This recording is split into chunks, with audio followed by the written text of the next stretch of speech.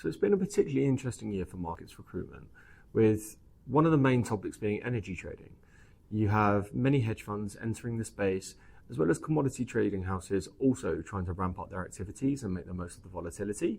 What this has led to is increased competition for that top tier trading talent within energy.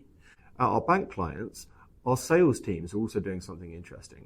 Instead of targeting the larger wallets, if you will, they're targeting more so market share.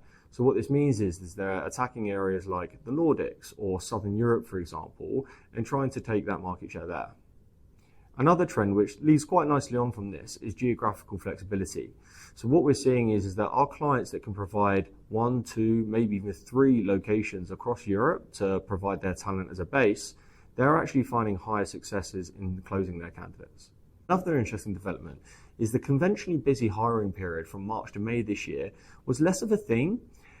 Instead, what we noticed is that our clients hired more continuously throughout the year, and instead of doing it all at one time, it was more focused on specific areas across the year.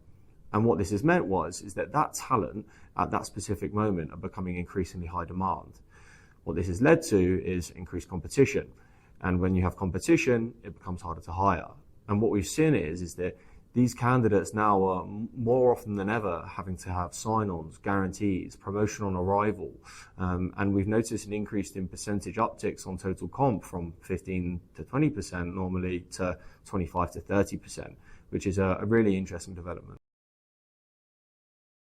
Another thing we're encouraging our clients to do as a result of this is focus on speed and also putting their best offer forward first.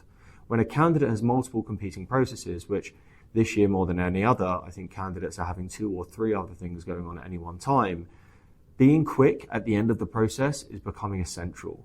If a candidate is waiting 2+ weeks after their final stage interview for a verbal offer, because you're having to get sign-on signed off or guarantees signed off, or even a contract out to them, that is becoming increasingly detrimental to your chances of hiring them.